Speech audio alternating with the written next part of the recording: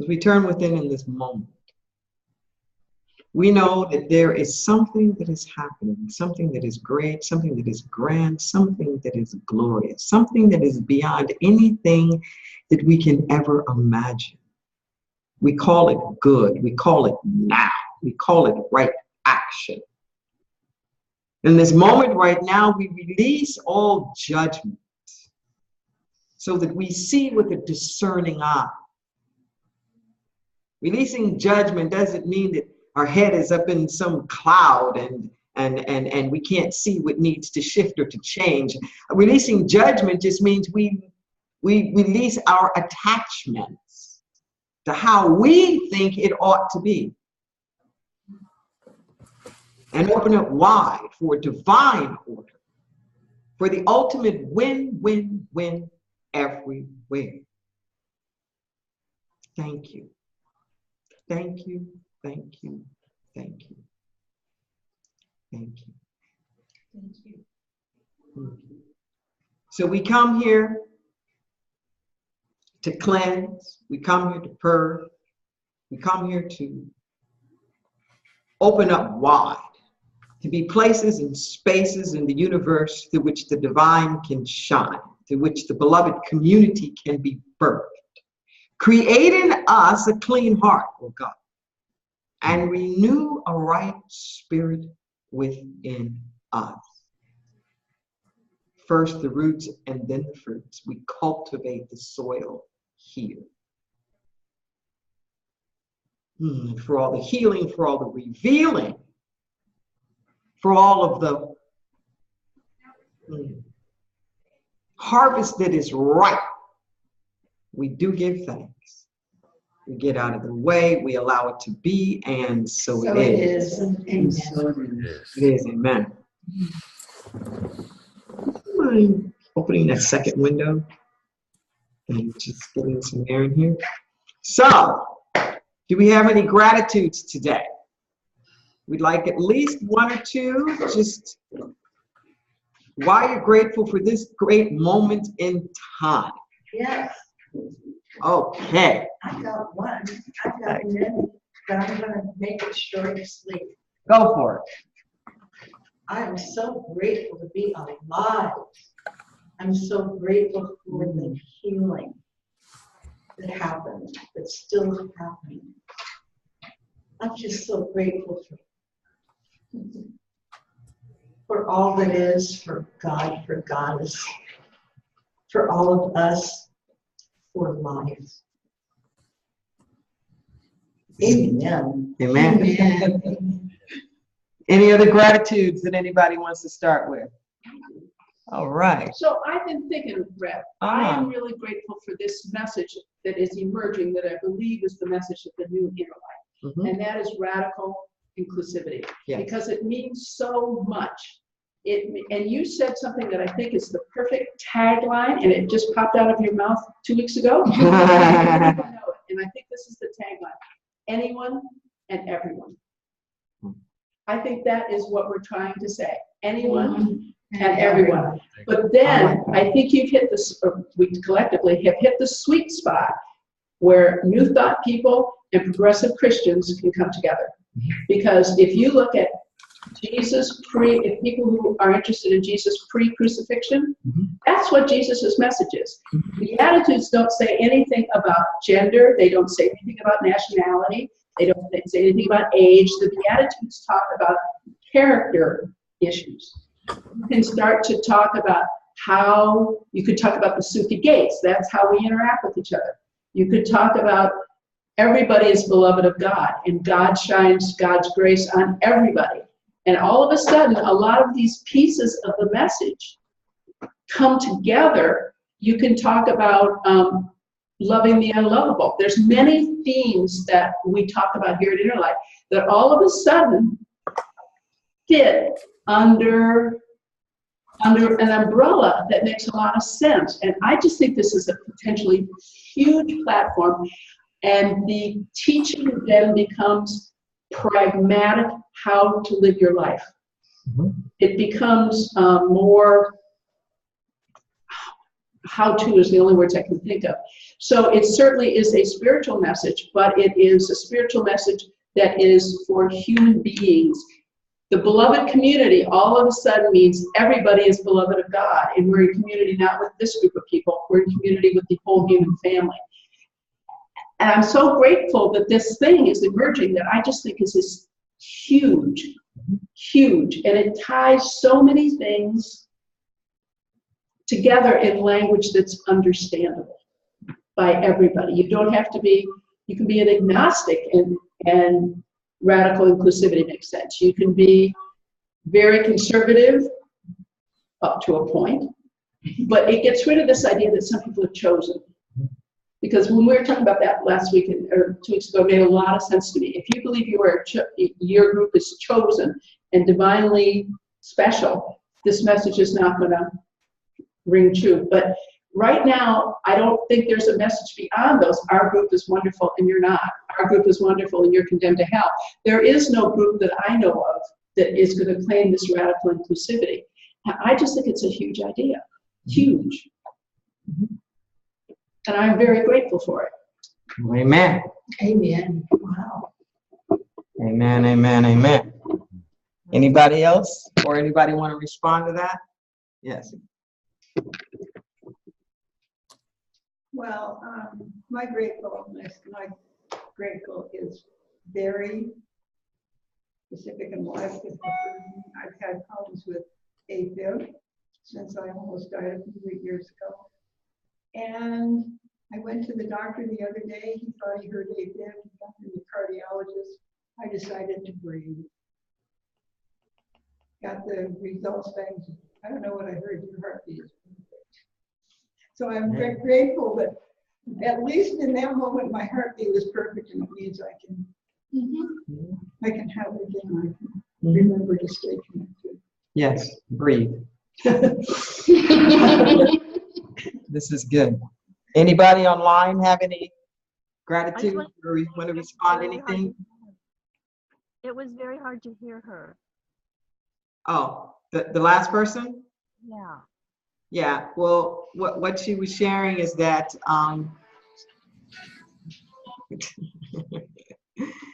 that she went to the doctor and that she had problems with her heart, and they thought that they had heard something, and after the test came back and said that she was fine, and that she was really grateful for that. And when she first heard that they wanted to do the test, and she got anxious, and something said breathe, and she breathed into it, and came back and everything was fine.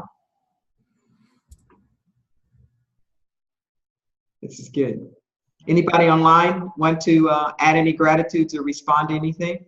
Because I'm going to be picking up, Kaylee, on what you said. We can't hear them. That's as loud as the speakers go. Our inner light speakers died. And so these are my speakers from home, and they're not that loud.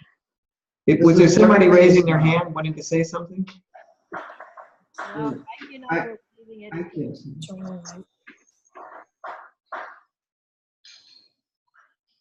Okay. If you're not speaking, put yourself on mute.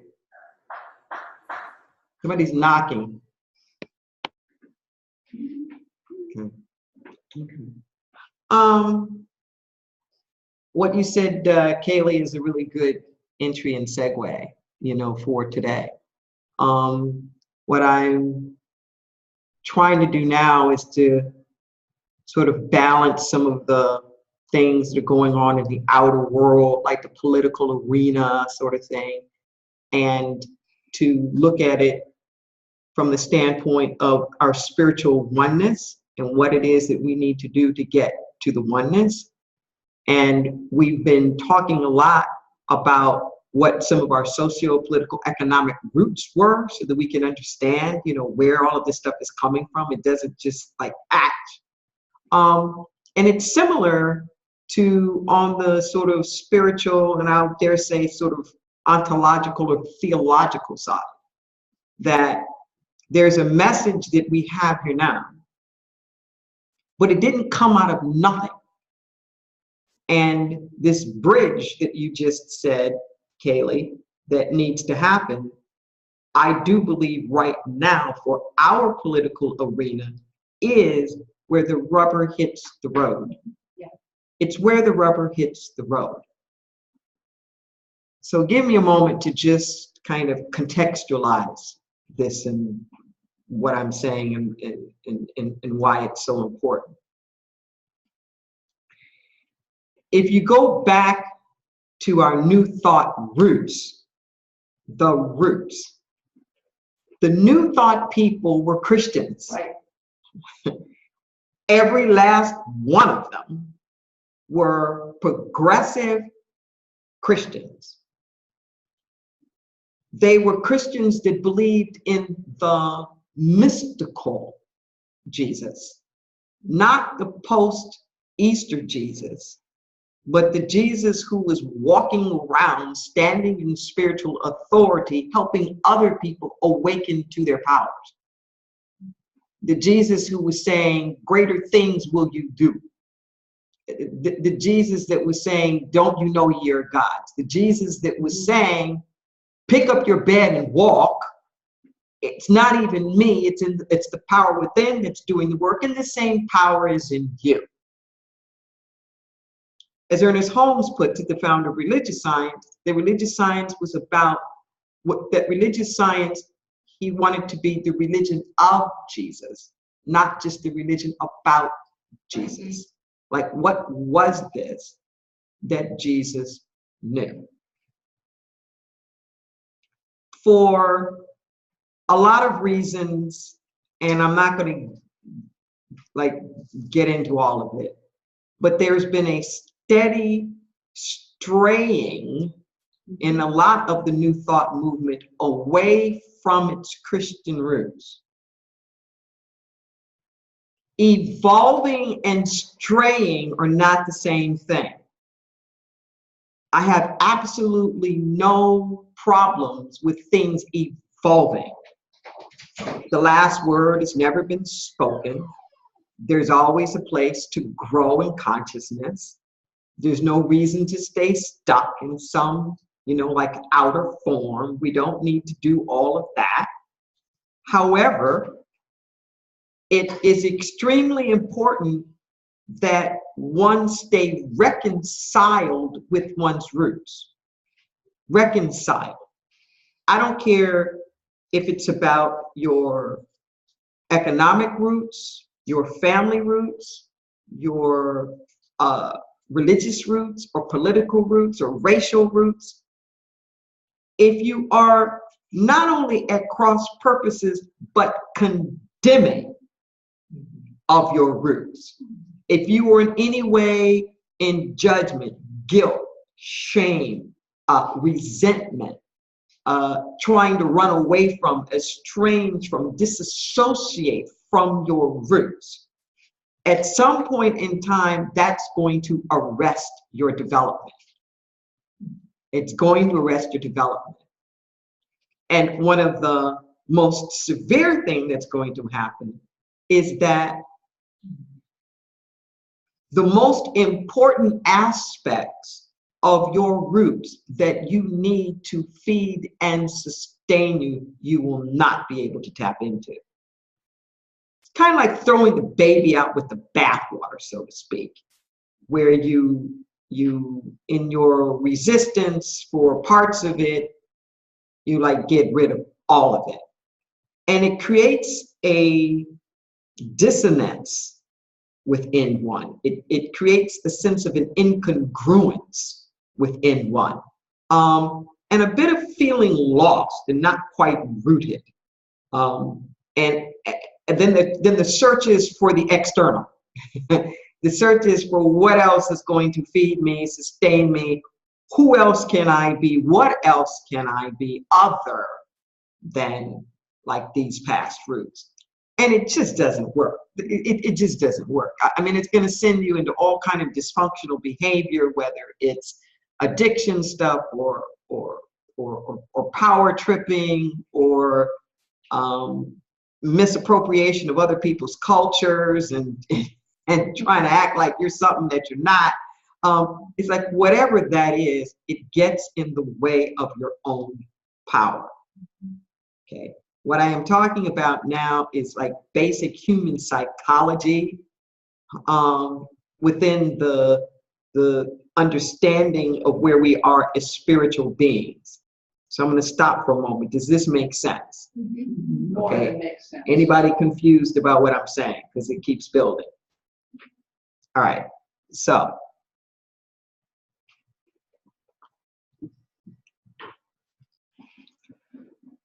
Jesus had a message of radical inclusion. Absolutely radical.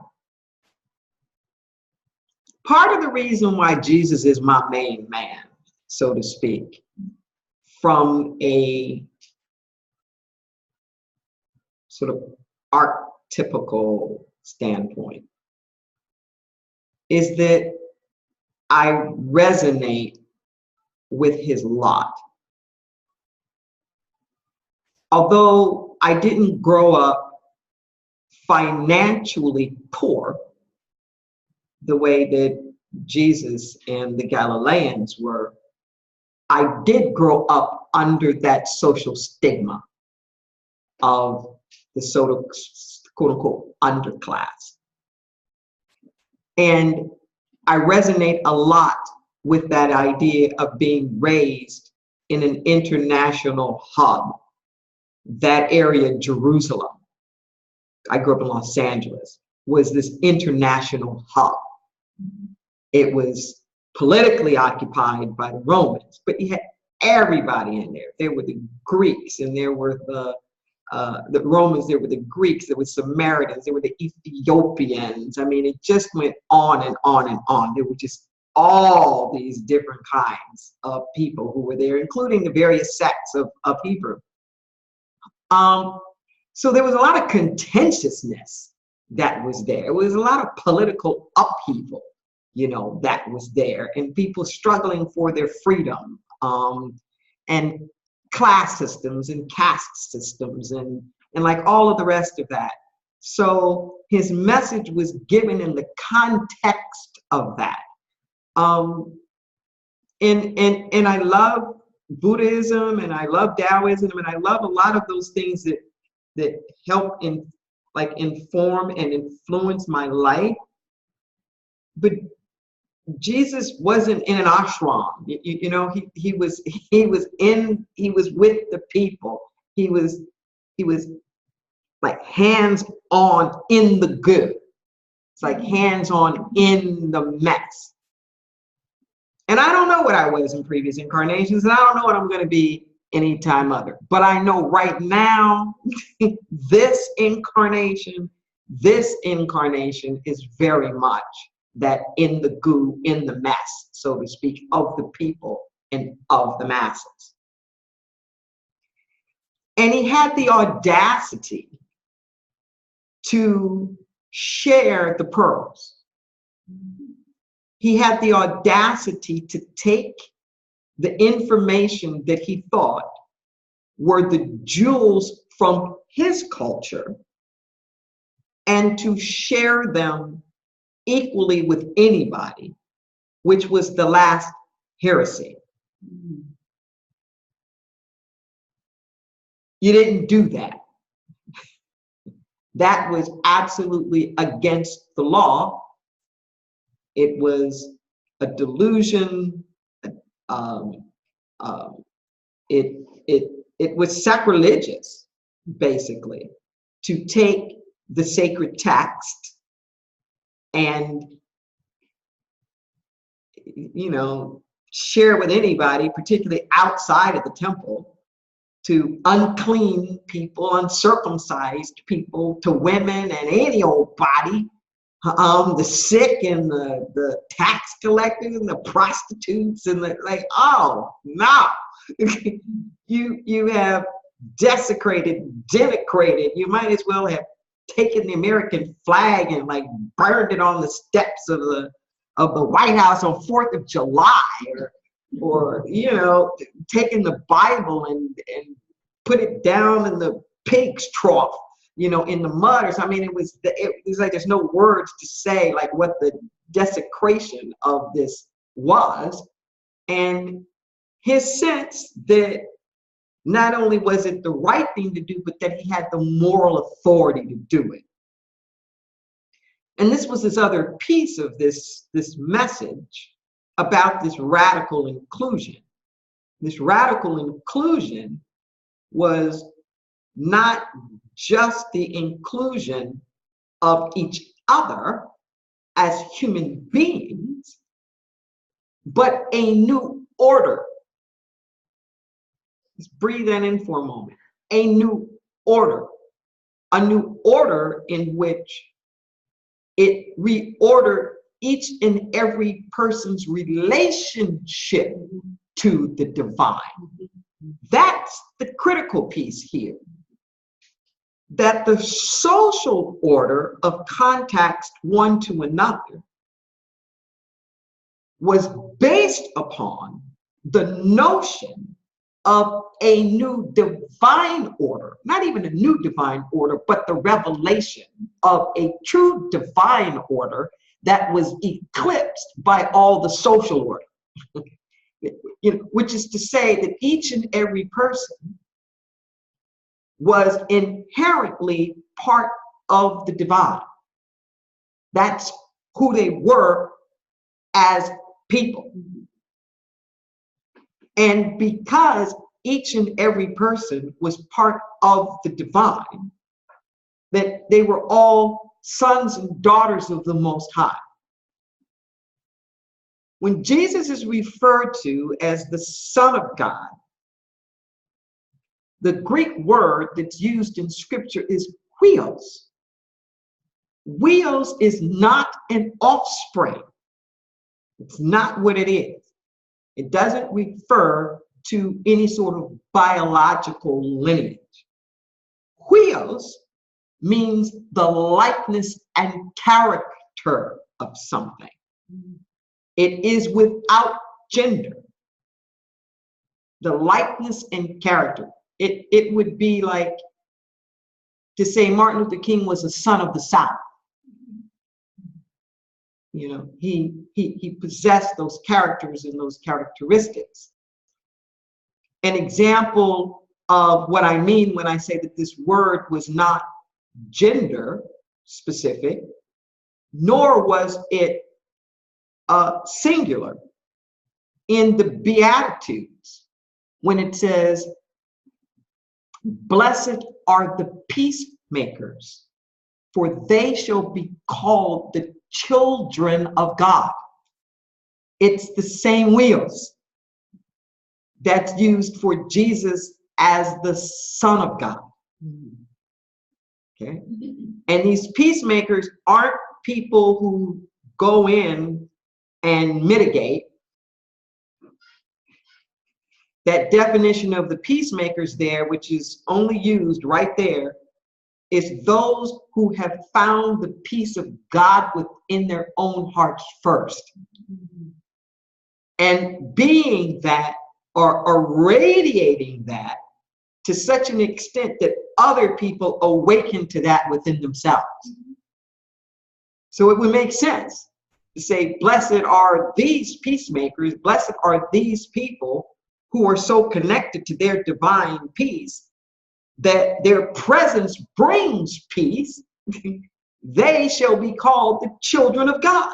They shall be called the children of God because they are walking around in that sort of image and likeness of God. So what Jesus was trying to explain to people, this is who you are. And if you understand that this is who you are, then there's no reason to live your life in any sort of mentally or spiritually impoverished way. If you know who you are, then you will know that everything in the universe, the divine, loves you, supports you, wants the best for you as its own. As its own. that it's holding nothing against you, and that all you have to do is come to yourself. All you have to do is wake up, is remember, is like turn away from the stuff that's taking you off course and come back. Just come back. Like the prodigal son, the father's waiting with these open arms for you just to come back. This is so important because this is the crux of what the transformational changes that we need, and this is the crux of social justice. You'll hear me say often that I wish they didn't call it a civil rights movement because it gets us stuck on the notion of civil rights. The civil rights were just a byproduct. The revolution was not about civil rights. It was a spiritual rights movement. It was a reordering of society to say that we are all equal under the eyes of God. And since we are all equal under the eyes of God, there is no justification for the discrimination. So the civil rights didn't create the equality. The civil rights affirmed the pre-existing equality. The goal was not the obtaining of civil rights, as though the obtaining of civil rights was somehow going to make people something. It was just the opposite. It was saying God has already given it to us and you don't have a right to keep it from us. God's already given it to us. And all of these crazy things that you have that you have created as obstructions that we've been talking about, like in these classes, do not have a right to exist. And they need to go. You put them up, you need to take them down. Because they have no right to be here. It's always like this. This was the message of Gandhi. This is the message of Martin Luther King. Quiet as kept. This was the message of the latest big civil rights battle that we just went to with marriage equality. Right there, where the courts were ruling consistently. Not that they were giving same-sex couples the right to marry, but they already had the right. That is human beings who have a right to partner, who have a right to build family, who have a right to have the partner of their choice. That the law cannot discriminate based upon religion or race. That the laws that we were restricting people, saying you can't marry somebody because of their religion, you can't marry somebody because of their race, that the law cannot discriminate on this basis of sex either. At the state's level, that's what they were saying in California, that a marriage license was a contract, and you can't issue contracts or not issue contracts because of the sex of the people. That if it's a right to do something, that anybody should have the right to contract with whomever they want to contract with if they are of legal capacity and want to do that. That anything else is an interference. And the courts, the same logic over and over and over and over again, that the right to have a family is fundamental. You know, and I'm going to confess something now.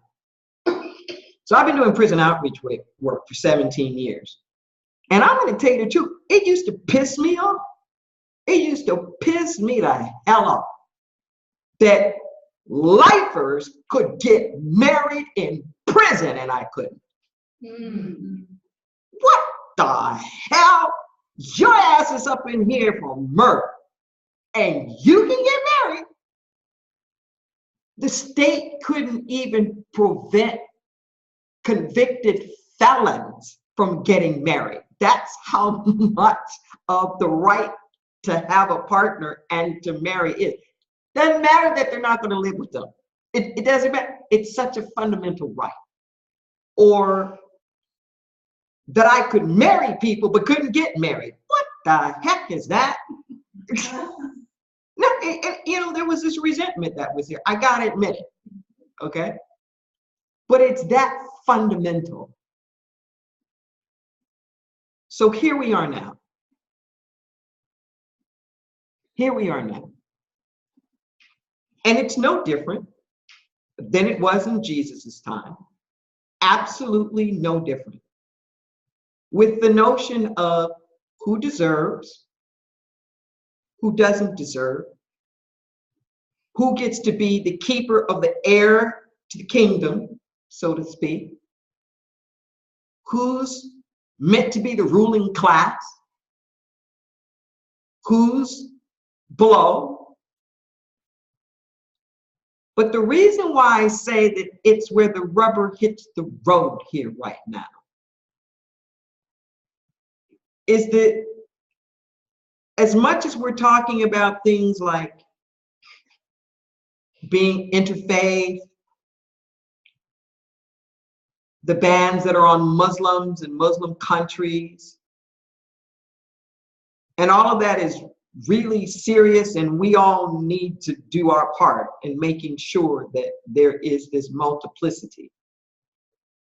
But where the rubber is hitting the road and where the rubber has to hit the road is Christian to Christian. Yes.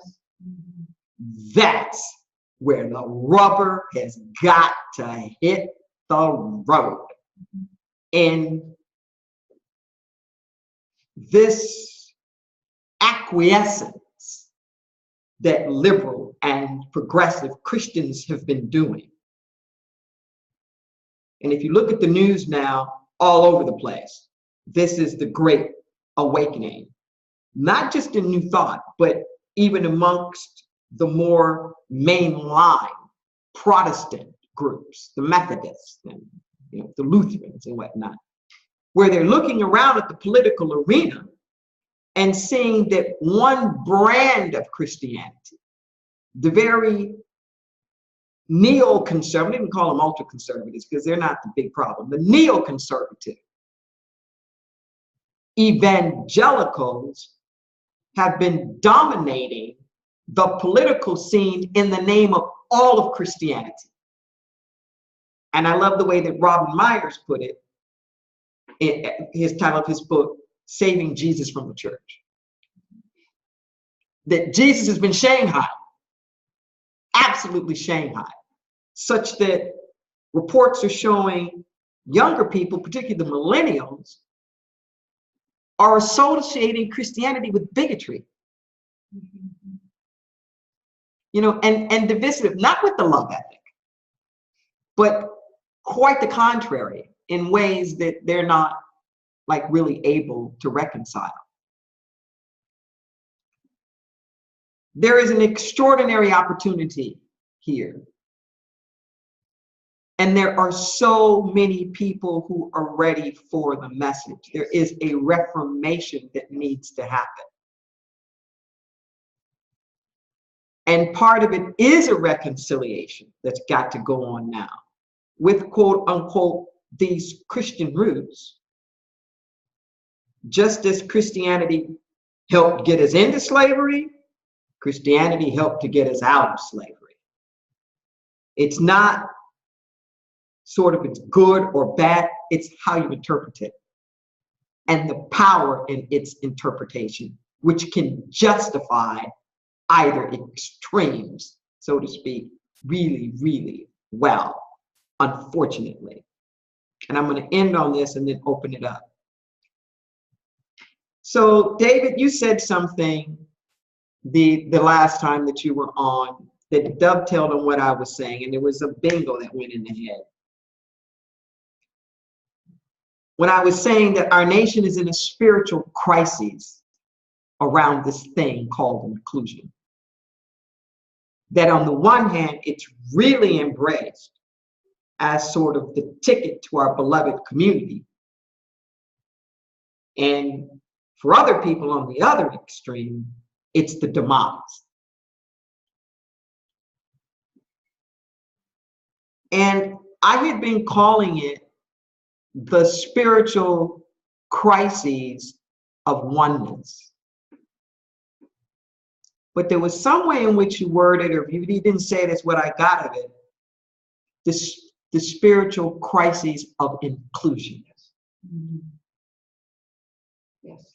And even that way of framing it, that we're in a crisis now around inclusion, becomes a way of shaping it so that it honors the polarities. It's like there can be an agreement around that. That all this inclusion stuff is creating a crisis. And sort of, where does it go from here? I thought I was going to talk about more employment stuff today in regards to this, but this feels like the right place to be here right now. So I've said a lot. So I'm going to stop right now and just everybody take a breath.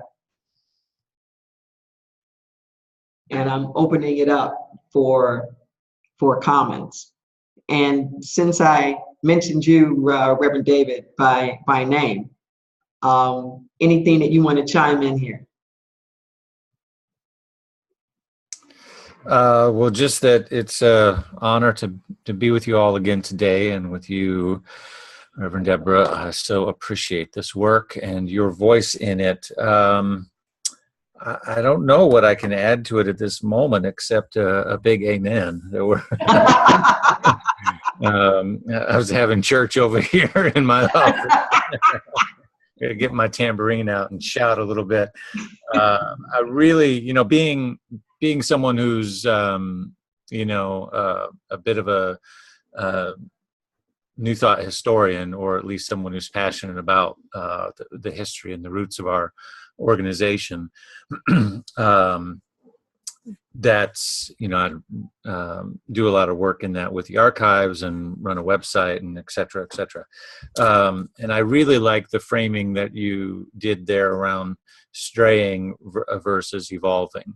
And I think we could, I could see a whole, series of talks and even some research around really pinpointing some of that. Because that is a very important distinction.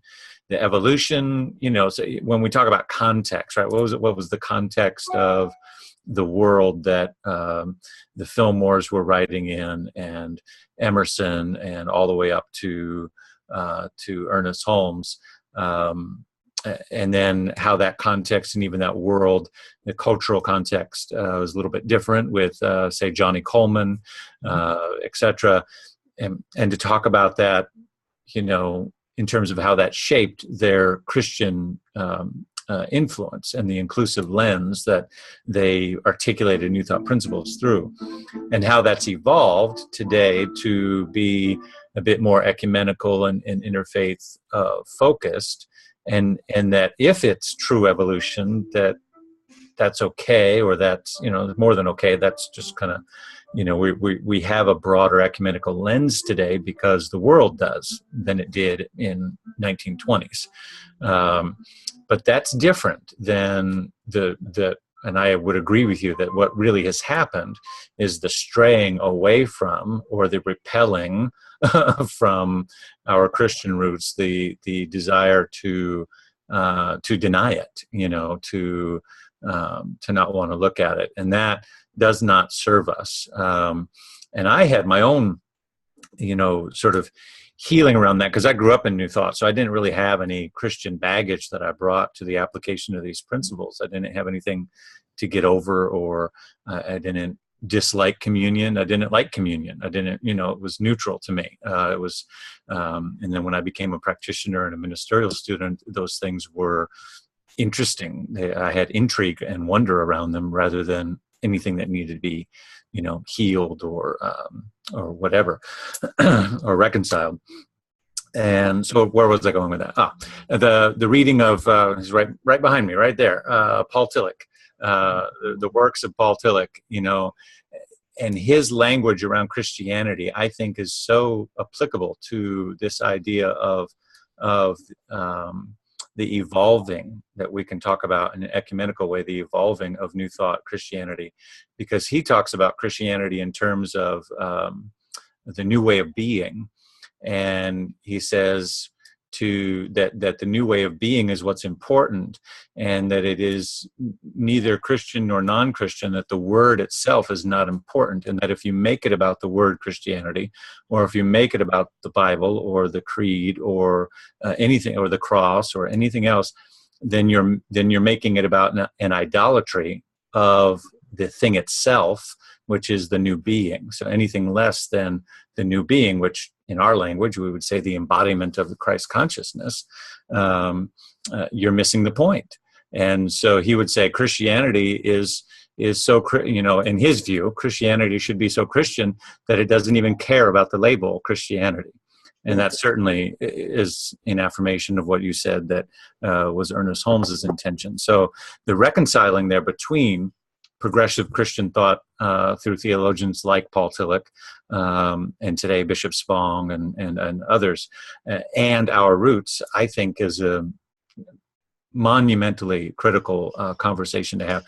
One that, as you know, I have been having with a lot of Christian leaders over the years, and will continue to do so. So I think that's just a very important intersection. If we can, inside of our organization, do our own work around that, and then externally our leaders do that work with other progressive Christian leaders, then we can really roll up our sleeves and get some work done in the justice movement, because we will discover that we are true partners with each other. I'll stop there.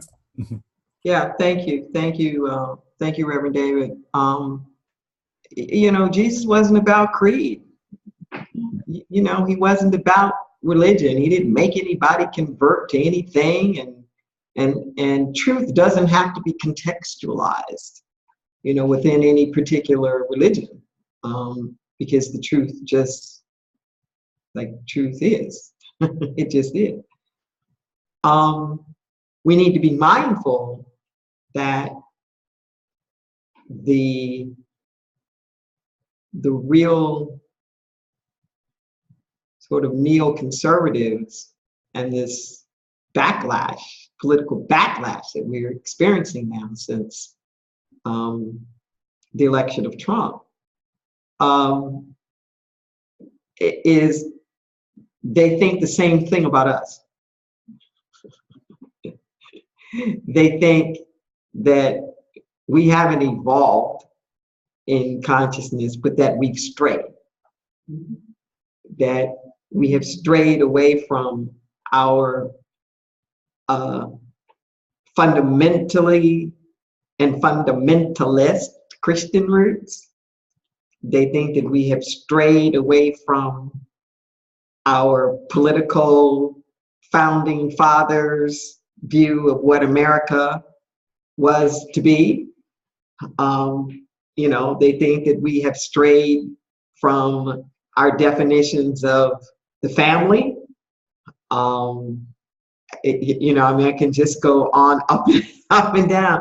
The definitions of gender and proper gender, roles and responsibilities, that we have just strayed.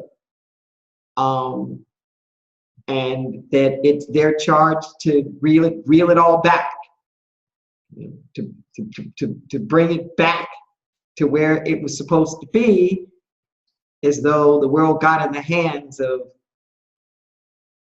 wild, crazy people, and a black man that just, and the gay people, and the women, and all these people that just boom, you know, took us down some track to a hell in a handbag.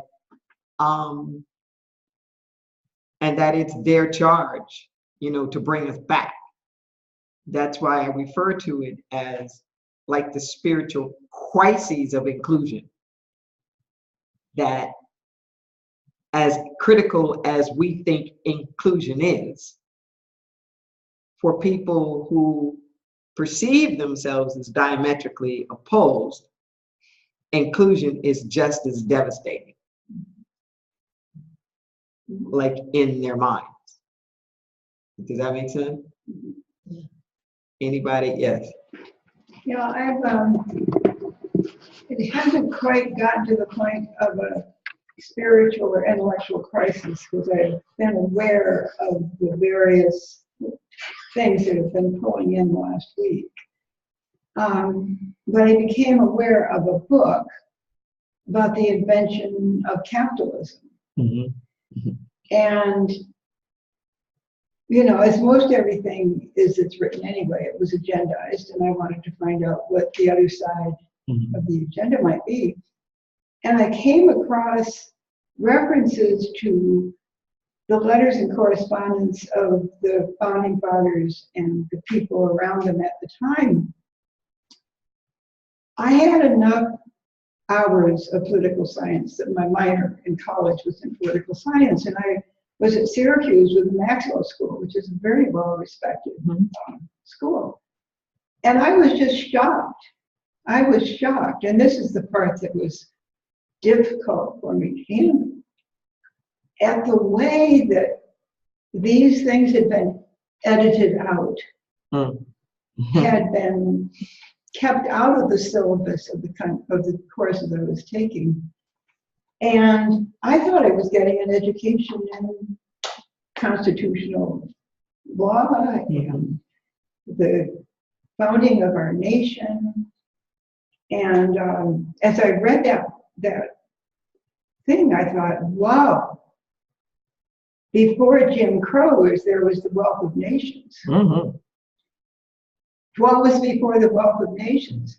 And then when you talked about what's in our Constitution, it's like a miracle that these men, in order to sort of hide their agenda, ended up coming up with a document that is what you're talking about, that has that inclusiveness, that has the rights in it. And I also could see how, I've been wondering, where do these people get this from? Where do these intelligent people get these ideas from that they think they know what the founding fathers were talking about? Well, I have a feeling that somehow or other they've come in contact with some of that information that I didn't get when I was in college. And it's kind of like finding out your father's an axe murderer or something. Not quite on that level, but just feeling like, whoa, I was really taken in. Mm-hmm. I believed all that stuff. And it's not that it wasn't true, it just wasn't the whole truth. Right. Mm-hmm. And I'm not sure where I need to go with that, but I know that being in this room is part of what will help me to get to the nub of what really is true and what we can go forward with. Mm-hmm. Rev D, when you were talking earlier about radical inclusion, I really want to celebrate your courage, because it was stripped down. Mm-hmm. It was just the raw truth. Mm-hmm. And I think it's just the raw truth that's the message that needs to be out. Without nicety, I don't mean niceties, but making it palatable and making it acceptable, because it's just this raw kernel of truth that I hope you don't get bored, because you'll probably have to say it over and over again, those words. It's two things. One is it may piss off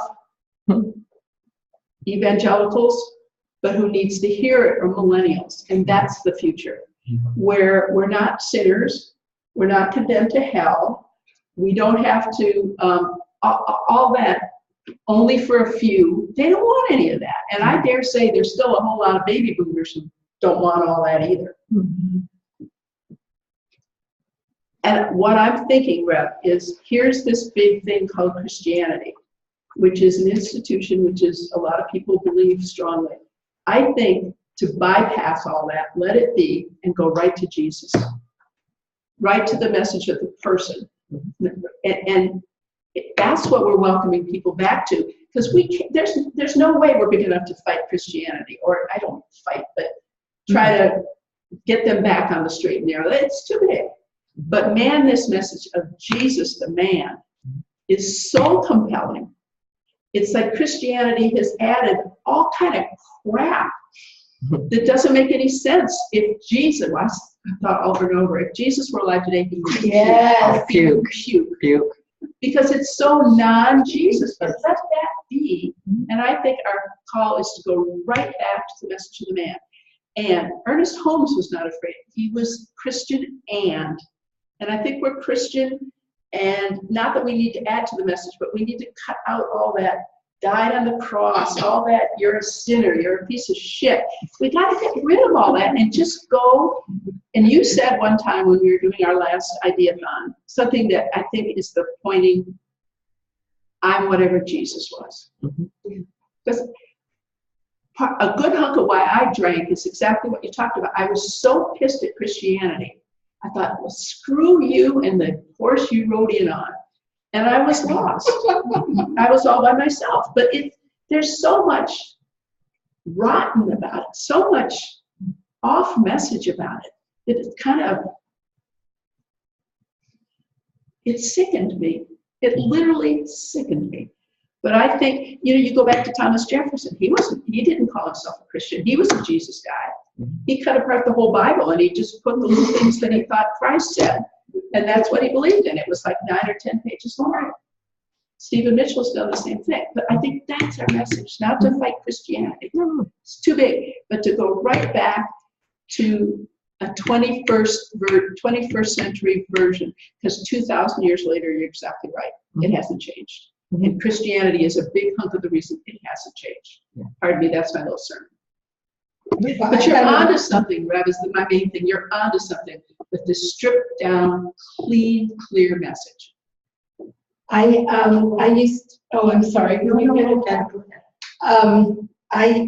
used to belong to this group called Creative Initiative, and we had a book that we worked with called Jesus' Teacher, and it was just a stripped down version, but it never got going. The book was there, but we didn't have, it was maybe too soon for us to jump in and make something of it. But I've still got copies of it. So, but it was just get to the basics. And coming from a Catholic background, it was so refreshing. Like, because it's true. Yeah.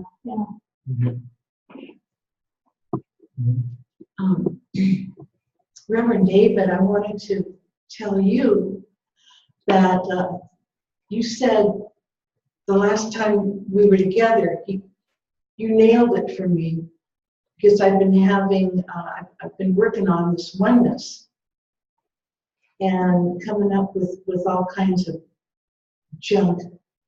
You said based on the covenant, we belong to each other. And I just love that.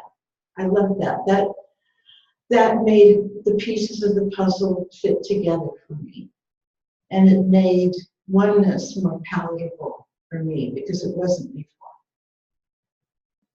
That's part one. Part two, I'm Jewish and not religious. And there's an upheaval in the Jewish community. And I've been talking with my friends who've been talking with a very progressive rabbi, and they're doing workshops. The upheaval is old, and it's still going on.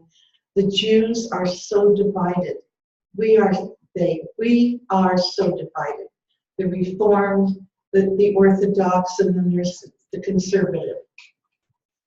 This was in my family, and as I was growing up, we were very divided. And that's why I never became religious, because religion to me at that time was about division. And it was about us and them and you know what I mean? So I thought, no, this is not for me. So I tried different religions. That they weren't for me either. And when I came to Santa Cruz, I had a choice. I could either go to the synagogue or come to Inner Light, and I was drawn to Inner Light.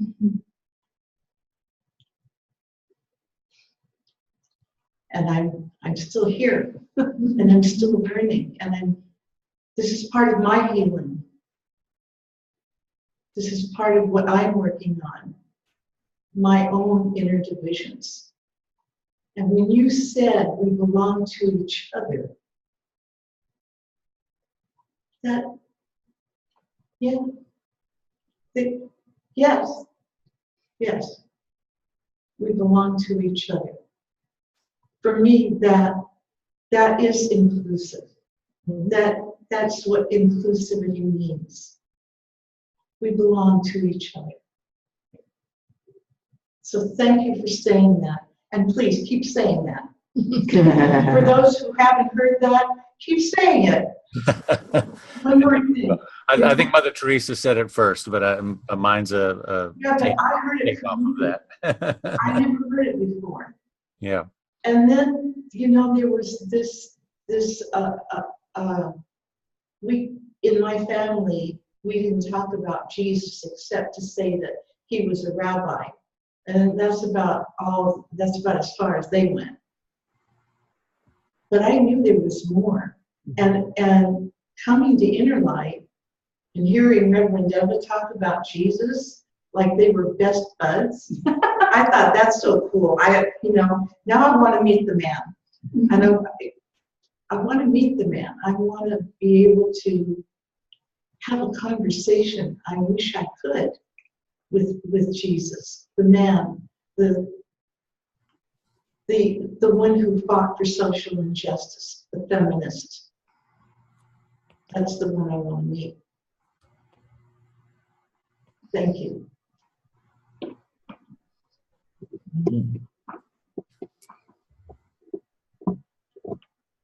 So I'll take a breath. Particularly you. Take a breath, particularly you. So I'll take a breath. I highly encourage, if you don't have a copy of Your Deepest Intent, the second volume of my Letters from the Infinite series, get a copy.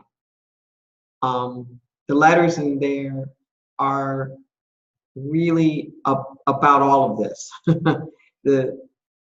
The volume 1, the Sacred Yes, the macro letters are really about the issues of religion, spirituality, and the church, and paradigms of that.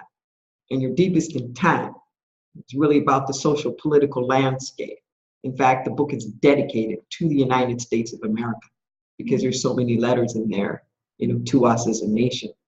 And there is a particular letter called We Are in a Covenant that really breaks down that concept of what that means for all of us to be in a covenant, and how different a covenant was from a contract, and making the comparisons in that. With a contract, there's always a possibility of maybe it isn't fulfilled. On a contract, you're busy trying to protect the interests of all the different parties and all these different things. But how in a covenant, none of that is so. Covenant's a done deal, and it can't be broken, for any reasons. It's really, really, a beautiful letter. In a few hours, I'm going to be with some social justice activists, young social justice activists up the way in Pescadero, that are doing a lot of work around food justice and environmental issues, and they have an intergenerational speakers series that they do. And I'm getting used to being a baby elder these days. And I went to one of the big up-and-coming firms in San Francisco and spoke there on Friday with all young people, and the owners are 20-something-year-olds who were already in Fortune magazine like a couple of years ago when they sought me out after a TEDx Berkeley talk. And it's just fascinating to see the differences. And then in a couple of days, I'm flying into Dallas for the Centers for Spiritual Living in Dallas. I'm working with the African American group there, and I haven't been in the South yet since the election. And what I want us all to remember is that the most important thing is that we be all of this. Just let that sink in. The most important thing is not that we intellectually grasp everything, that we create all these intellectual constructs and theories and all the rest of that. Most important thing is that we go out and change, other people's minds or the rest of that. But the most important thing is that we be this, that we so recalibrate our frequency so that we raise the energetic vibration. We're sinking down now. Judgment, fear, divisiveness, all of the rest of that, it's like it siphons chi. It's like it puts things at a lower vibration. And the reason why Jesus was able to do the things that he did, if you peel it all back away, it was because of his love. These were not intellectual ideas to him.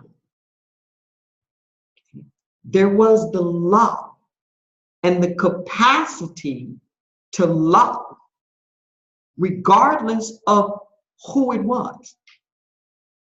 And whereas I would agree that I think Jesus would be really upset to think that the biggest image of him is the crucifix of this moment, broken, dying, when his whole message was, you can't kill me, ha, then I don't think that's the way he'd want to be remembered. And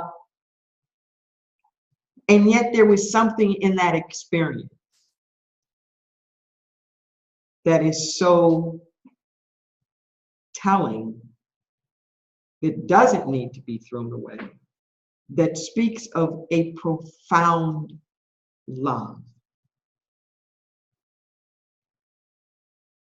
In the sacred yes, in the letter being a Christ, it says that being a Christ is knowing that you can't be killed and forgiving them for trying to anyway. Knowing you can't be killed and forgiving them for trying to anyway. And it's so important because ultimately what wins here, so to speak, is love. Gandhi's soul force concept, that we will just wear you down with our love. Every social justice movement, this is where it's finally hit. We're not going to take up arms against you. We're not going to fight you. No matter how much you come at us, we're going to keep loving you. You may not want to admit that we are one with you, but we will always claim that you are one with us. And there is something about the tenacity of that love. There's something about the embrace of that love, because ultimately people are in fear. They're in fear. And love erodes the fear. We can't make any change if we're being judgmental. Like King says, you lose all moral authority with people who can feel your contempt. You know, we can't have contempt here. But if we will awaken to this great calling, so to speak, and do our own internal work of reconciling our own spiritual roots, or whatever that is, reconciling our own sense of our relationship and connectedness with the divine, so that we wash away in our own minds any reason why not. Any reason why not us being sons and daughters of the Most High. Any reason why not God loving all of us equally, including me. Okay, you know, any reasons why not the beloved community on earth? Because as long as we have a but, I was sharing that at the Santa Rosa Church last Sunday, that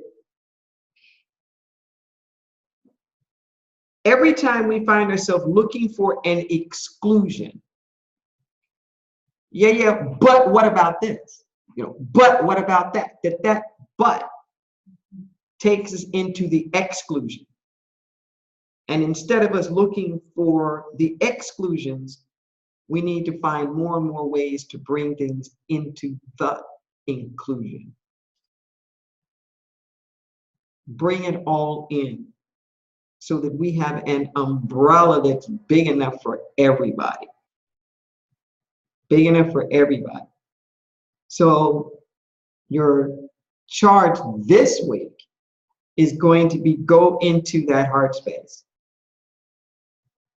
Go into that heart space. Where are those places where you are resistant, are angry, feel estranged from, pissed off with, whatever? Can you bring whomever, whatever those people are or that person is? You don't even have to know them. I mean, it could be the president. Could be anything. Can you bring them into your heart? And if there's any part of this going,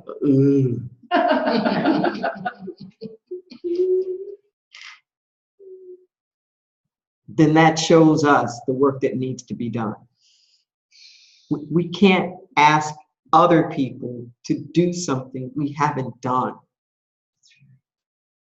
We have to model it. We have to be it. If we want to see it, we have to be it. People won't change when they feel our contempt, but something will happen when they feel our love. I'll end my soliloquy on this. We had our last meeting of the choir season, 2016-2017 season, last Tuesday night. And our resident director that we had, gospel director, was talking about the reaction of his auntie who would come to the concert, and just the love. She could just feel the love. And you've heard me say the same thing about my own mother. Very, very Pentecostal. And, you know, she doesn't think a whole lot about our theology. But if you ever hear her talk about in her life, it'll always be the same thing. Woo, girl, woo, child, you just, woo, the love. I've never seen anything like this. People just love you. You can feel it, and everybody's helping. Never seen anything like that. Every place you turn, everybody's doing, you know, and chipping in and whatnot. Woo, the love. and you hear me say something, because she's a real Christian. Because she's a real Christian. I met her. You know, she knows the love. She judges things by the love ethic. She can feel that. She can see that. She's not going to miss it because it's characterized in something else, even if she can't explain it. Okay? Now, it may not change her whole theology, but she's Christian enough to open up the space to say, I can't be the judge. Because God uses everybody. You know, she knows the Bible. God uses everybody. And even Jesus in all of his stories always used the most unlikely characters to be the hero or to be the example of faith or the example of whatever, kindness or the example of love or neighbor or whatever. The most unlikely. I lied. There was one more thing. I lied. So I got told last night that one of the imams, Muslim imams that we work with, has been so impressed with what we have done inside the prison with the Impact program that he's president of a group that has chaplains and law enforcement. When I think I know which group because we went and did something with them in Bakersfield area. That he wants to bring their 5-member board here for us to teach them the things we teach the men. Wow, cool. The triangle, getting off the triangle and all that kind of stuff for like a couple of days. Like have a couple of days retreat here in Santa Cruz. And I got that news right after we finished this visioning of these pictures that are here on the wall. And I was so moved. And I'm bringing that story up to say that I know how much I had to change. That when I first got the call to go inside the prison, I had resistance.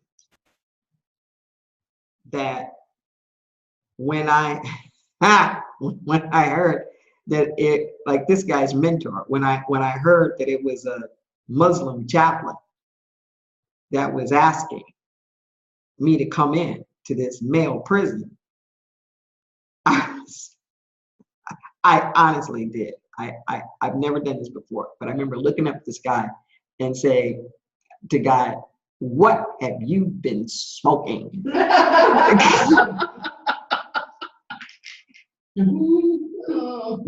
No, really. And I look at the love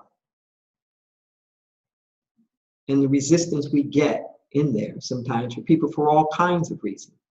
Okay, but we keep showing up with the love and the love and the love. That Muslim chaplain that called me in and got me in used to be on the inside himself years ago, like so many of them had. It's from Tennessee, same Pentecostal denomination as I am. And he got converted to Islam in prison. Not the Nation of Islam, the Black Muslims, but the Muslim American society that's more universal in their approach. Of course, his mother hit the fan. He tells the story in prison sometimes. It's hysterical. You know, you join what? You know, and you know, on and on and on. He gets out. He's just model citizen. Does his work, practices. So about 7 years later, his mother comes to him and says, you know that thing you into with Muslims, whatever that is, you think you can get your brother in that? Think you can get your brother in that?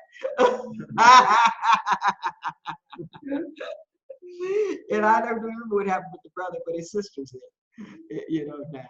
And love wears it out. I don't know what else to say. It's like the proof is in the pudding. I don't care how resistant people are or anything else, that in order for us to get to the change that we need to get to, we need to so be something. We so need to live something that we show that there's an alternative. We show an option, that it's not pain pushing, but it's vision pulling, because our lives present a vision of something. Our message presents a vision of something. And I think we can do it, but not if we're looking down and judging, then it's just both sides doing the same thing to each other. It's not going to happen. Reverend Deborah, didn't I hear you say one time that love is a weapon of mass destruction? Doesn't that sound like something you said? I'm sure. I didn't say that love was a weapon of mass construction, although that is true. I'm sure it was you. I'm sure. No, that's not what I said. What I said was that love is the greatest weapon of mass destruction. Destruction? Destruction. Oh, I thought it was construction. Yeah. Okay. That love will break everything. Love will devastate everything. If love were to really be allowed to have its sway, society as we know it would crumble. Because it's based upon false ideas and paradigms. There would be a reordering of society. Okay, say it one more time.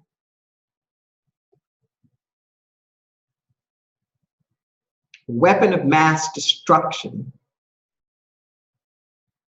is something that has the power to kind of like wipe out whatever's there.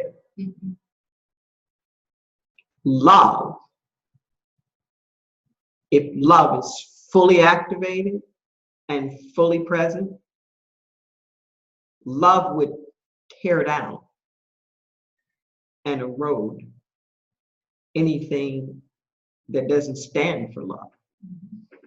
So our socio-political systems, our exclusionary religious practices, like whatever that is, whatever that stuff is that most of the world is built on, human greed, scarcity thinking, us versus them, dualities, war, boom, it would go. It would go. That none of that could stand in the face of love. There's a essay that I really, really like a lot in Howard Thurman's book, Meditations of the Heart or For the Inward Journey. It's in both of them. And in it, he talks about your weapon. And he says, you know, perhaps the greatest testament to somebody's character is the weapon that they choose in a fight. Yeah. And of all the weapons, the most devastating is love. But how few will trust their life in its hands. Yeah, we'll close out. Can I just say just real quick? I have a talent for hearing something that's brilliant, even though the person who said it doesn't know that it was brilliant, and you just did another one. The how, the what is radical inclusion. The how is tenacious love for anyone and everyone. Tenacious love is a great phrase. And who the tenacious love is for is anyone and everyone. That could be a whole message on a plate right there. Write it down so we don't lose it. Because it's the what and the how. Write it down. So, oh, okay. Notice how easy it is to forget. I forgot how easy it is to forget. When I hear something brilliant like that, it sticks. Okay. Well, I think there's something when we try to grasp this idea of love, it's hard to get to the place where we realize, really, really realize that there is enough love. There is enough. We tend to think that it's something that has limits. And it brought back to mind when I had 7 children. And there's this, you have a lot of loving to do. And at one point, I remember thinking, I don't have to worry about ever having enough love for another child. In fact, when you have another child, love multiplies, right? Because there's one more person in the family to love all of us. And I think on a larger scale, if you keep that in mind, that we're not the only one who has to love.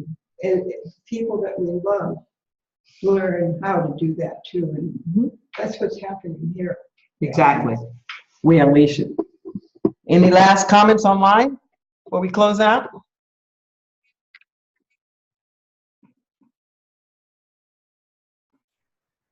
I'll add one more thought, just backtracking a little bit to I don't remember the context of it, but just the work that others are doing. Deborah, Reverend Deborah, I need to get your copy of Your Deepest Intent. And talking about, it was about, the breaking it down to the stripped down version, the basic version of the message of Jesus and of love. And what I would say to that is absolutely yes.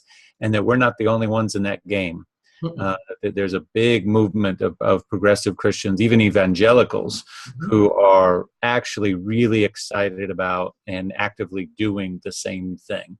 And they are some of the most interesting people to engage with and talk to right now, because they're having the same conversation, right? A slightly different context, because they're coming at it from what do we need to do to get Jesus back, or to save Jesus, or but they're talking about the same kinds of things that we are. And one of them, who is kind of one of the big leaders in it, is evangelical author by the name of Brian McLaren. And he has a wonderful book called Everything Must Change. And in it, he really breaks it down. He says, this is the state of the world. This is why we need to do this. Here's what we need to do. It's a good read, a pretty easy read. It's very engaging. And it's one flaw that I would give it is that right at the end, he talks about, here's what we need to do, and here's how we're going to do it. And we're going to basically reclaim Jesus and rebrand him and all of this stuff. And he kind of begins contextualizing it that we're going to be the ones who do it, like us exclusively. And it's kind of this, it's so fun to read, because it's really like 95% of the book is great. And then right at the end, you're kind of like, at least for me anyway, I was like, oh, he missed it, right? Like you can't do this alone. You're not the only one at the table. And then in fact, you won't be successful if you don't invite others to the table. But nevertheless, it's actually sort of an old work for him now. And he's part of a larger group, the Wild Goose Festival and things like that, there's a movement out there, and we're a part of it. So I throw that in there to say that we're not alone in this conversation. No. As I was saying before, in particular the mainline ones, they're all over it. The mainline Protestant ones, and that as we're moving forward in our strategic planning about our messaging and our marketing and who do we reach out to, we've actually made a distinction within those market groups of the interfaith groups, the ones who are working, within particular, institutions and cross that, and this idea of inclusive, affirming Christians. We know that is that's its own market, as well as the sort of nons or the spiritual, not religious, or whatever those people, but those are 3 really distinct groups that we intend to engage in very creative ways. We're all going in the same direction. We're just in different boats right now in terms of what they're needing to hear and the tools that they're needing and how they get there. And I think it's exciting. Yeah, very exciting. Well, good. I'm glad to have everybody here. I think Marilyn had a thought. Oh, I'm sorry. I couldn't see your hand. Marilyn, did you have something to say? Oh, I was just expressing my gratitude for all the joy today. That it's such Can you get closer to your mic so we can hear you? and just speak how louder? powerful the messages, and I love the idea of taking it down to its essence, so it's clear and it's bare bone, and it's just the bare essence of the message. You don't have to decorate it. It helps people to have a simple message that's easy to express. That's powerful. Good. She said that she likes that idea of having the bare bone message. You know, simplified. Don't have to dress it all up.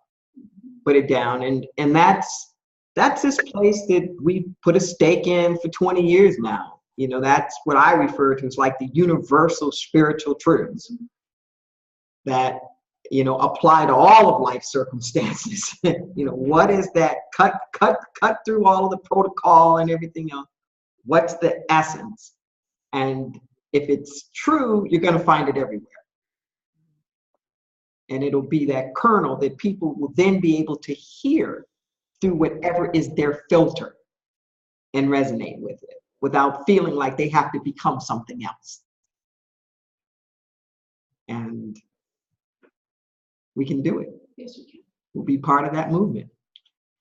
All right, so let us sing our way out of here. I give myself permission to be all I can be. Let's do what we did last night. We're going to make it plural.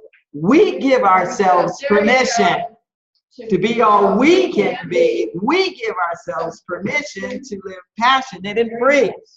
Yes, we do that. We give ourselves permission to be all we can be. We give ourselves permission to live passionate and free. We give ourselves permission to be all we can be. We give ourselves permission to live passionate and free. Yes, indeed. We'll make sure we get this archive. Yes. Okay, because this is a goodie, and I think there might be places of this we can extrapolate out and maybe YouTube it, like, you know, chunks of it. All right, everybody, see you later. Bye-bye.